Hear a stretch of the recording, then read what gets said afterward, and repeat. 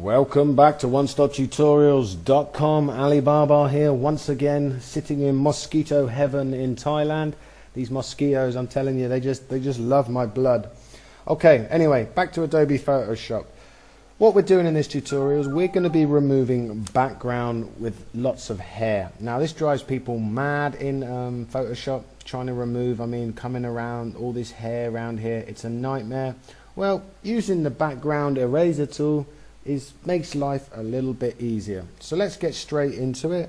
First things I'm going to do is I'm going to remove some of this white. Okay, now I'm going to put this picture on my website, OneStopTutorials.com. okay, and there'll be to the right over here somewhere there'll be a link to YouTube, and you'll be able to find the link to my website, and you'll be able to download this picture and try it out for yourselves. Okay, and if you use this picture, then quite simply make sure that the layer is unlocked. If it's not, there'll be a little padlock, and if there is a padlock, just double left click on the layer, a little box will come up, press OK, and it should look like mine. Okay, right, with the layer selected, obviously because it's the only one, we're then gonna delete with the delete eraser tool.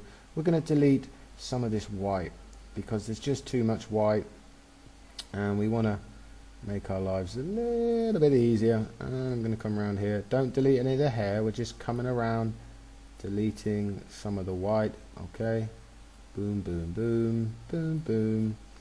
Stick some Paul McCartney on, or a bit of Bob Marley. Right, okay, that's enough of that. Right, next thing we want to do is we want to add a new layer. Okay, so come down here, click new layer, and I want to move this layer to the bottom of the layer 1.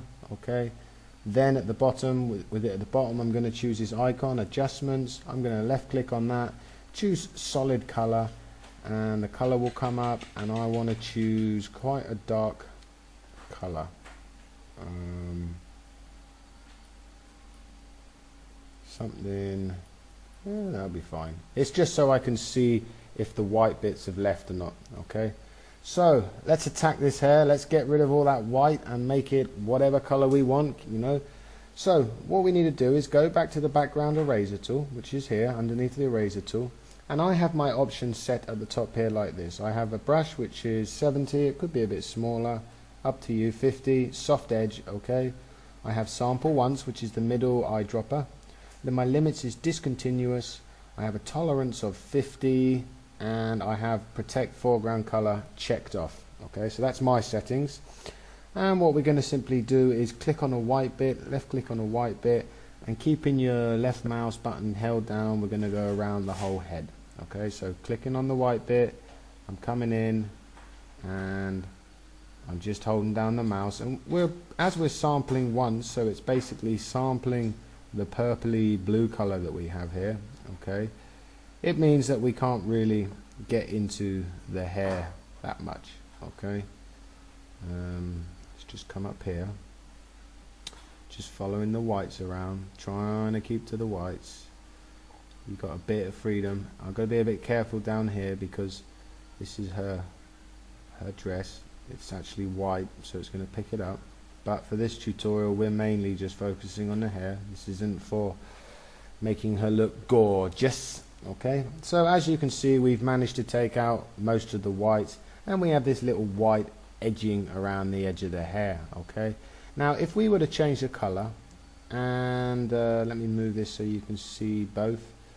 Okay, if I was to make this a lighter color, you would see that we could probably get away with that. You know, we could probably get away with a lighter color. You wouldn't see that white edging, and you could do whatever you want, add a picture, blah de blah de blah.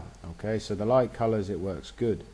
But what if we're in the dark colors? Okay, dark colors that has that whiteness around the side. Okay, any dark color we come to, you'll see you can still see that white edges. Okay, so the way I do it is, now we got rid of most of the white background, the way I do it is I come in with the burn tool. Okay, which is here, the burn tool. It's the little hand pinching his fingers or whatever he's doing. Now with the little layer, with the layer selected, the woman layer, we're simply, with the mid-tone selected, exposure 100%, we're just going to come in here and we're going to darken up these edges. Okay, just going to darken them up try to get rid of some of that white. Okay, didn't delete very well around here, but like I say, I'm just trying to show you how to delete the hair.